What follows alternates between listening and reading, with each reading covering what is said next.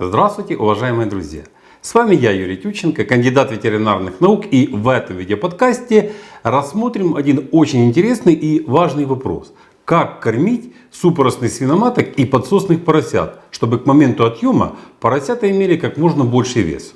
Это действительно очень важный вопрос, ведь послеотъемный вес поросят определяет последующую эффективность откорма свиней. Поросята с большим весом лучше едят, быстрее растут, лучше усваивают корма, что в конце концов и дает прибыль. Ведь по большому счету цену на свинину определяет средняя цена на рынке. И рынку, грубо говоря, плевать, какие затраты вы понесли. Поэтому идет постоянная гонка за то, чтобы поросята быстрее откармливались, при этом потребляли как можно меньше корма, и корм стоил тоже как можно дешевле. Казалось бы, прописные истины. Но все равно у одних свиноводов рентабельность выше, а у других ниже. За счет чего? Ведь по большому счету в округе кормят свиней плюс-минус одинаково. И стоимость корма везде тоже плюс-минус одинаковая. Но одни свиноводы получают больше денег, а другие меньше. Где зарыт золотой ключик? Одним из таких ключиков есть получение поросят с максимальным послеотъемным весом, которые имеют значительно большую прибыльность в сравнении со своими низковесными собратьями. И это при одной и той же технологии выращивания. При одних и тех же условиях содержания на ферме, при одном и том же наборе кормов и при одной и той же стоимости кормов. Как получить таких поросят? Вес поросят при рождении определяет то, как и чем кормили свиноматку в период супоросности, да и вообще, какая свиноматка у вас в хозяйстве.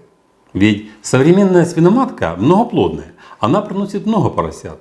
Вся современная генетика направлена на то, чтобы от свиноматки получать максимальное количество поросят. Цель как бы и достигается. Количество поросят в гнезде увеличилось, но при этом количество поросят с низким весом при рождении также выросло, так как размер гнезда превышает физиологические возможности свиноматки. Поэтому низковесных поросят лучше сразу отбраковывать после опороса. Это защитит вас от затрат в будущем и повысит прибыльность вашего свиноводства. Существует прямая зависимость между весом при рождении и процентом падежа. На вес поросят при рождении очень сильно влияет возраст свиноматки. Чем свиноматка старше, тем вес поросят при рождении ниже. Рекомендуется содержать свиноматок до 5 опоросов. На вес поросят при рождении и отъеме влияет много факторов, но самым важным из них является правильное кормление супоросных и подсосных свиноматок. Ошибки в кормлении, допущенные во время супоросности, после опороса уже невозможно исправить. Оптимизированное кормление свиноматок и поросят-сосунов – это основа экономического эффекта в свиноводстве. Как кормить свиноматок – это достаточно обширная тема. И я сейчас не буду здесь подробно ее освещать, тем более, что по этой теме уже есть видео на канале. Скажу только, что вес поросят при рождении в значительной степени зависит от кормления супоросных свиноматок в период 4 недель перед опоросом. Именно в этот период поросята набирают примерно 50% своего веса. Большое значение имеет снабжение плода белком и энергией. Недостаточное снабжение энергией свиноматки в заключительном периоде супоросности занижает вес поросят при рождении.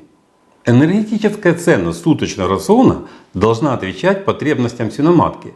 Оптимальным является индивидуальный рацион для каждой свиноматки, составленный в зависимости от возраста, живого веса, условий содержания и стадии супоросности. Примерная потребность в энергии составляет где-то 35-40 мегаджоулей в сутки. Кормосмесь для супоросной свиноматки должна содержать 6-8% клетчатки. Что касается энергии, то следует учитывать два нюанса. Первый. Все хорошо, что в меру. Рацион слишком богатой энергией может привести к еще более худшим результатам, чем рацион с недостатком энергии. Второй. При кормлении свиноматок в волю поросята рождаются с более низким весом, чем при дозированном кормлении. Поэтому рекомендуется кормить супоросных свиноматок дозированно в зависимости от стадии супоросности, живого веса и температуры помещения. Кроме энергии, важную роль в кормлении супоросных свиноматок играют аминокислоты. Например, повышение содержания лизина с 8 до 16 граммов в суточном рационе приводит к повышению общего веса помета на 20%. Кроме питательных веществ, на вес подсосных поросят существенное влияние оказывают биологически активные вещества. Например, снабжение витаминами, которые оказывают большое влияние на обмен энергии и белка. Нельзя допускать загрязнение корма грибками и плесенями. Кроме всевозможных отравлений, они приводят и к снижению веса новорожденных поросят. Чтобы избежать этого, необходимо консервировать зерновые корма кислотами, чтобы уйти от проблем микотоксинов. Если, конечно, есть такая угроза. Что касается роста поросят в подсосном периоде, то все зависит от молочной продуктивности свиноматки. Рацион свиноматки должен стимулировать и обеспечивать максимальную продукцию молока. Понятно, что потребность лактирующих свиноматок в энергии и питательных веществах значительно выше, чем у супоросных свиноматок. У подсосной свиноматки 75-85% энергии уходит на производство молока.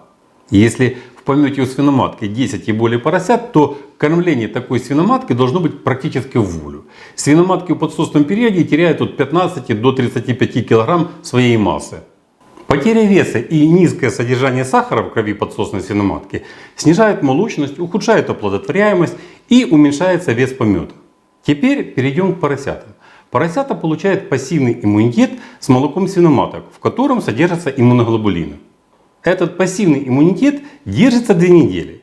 Свой иммунитет у поросят вырабатывается лишь к концу 4-й недели их жизни.